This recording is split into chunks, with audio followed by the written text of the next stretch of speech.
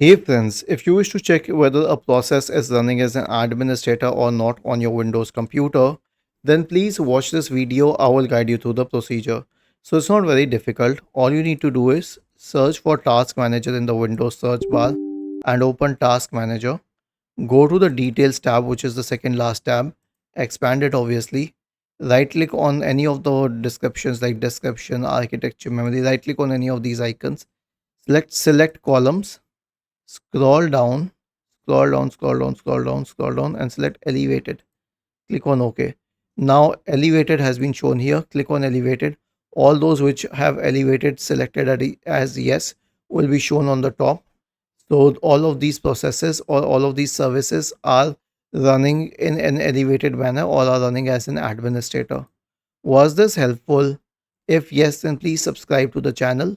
If not, then let us know in the comment section of the video on how we could help you further.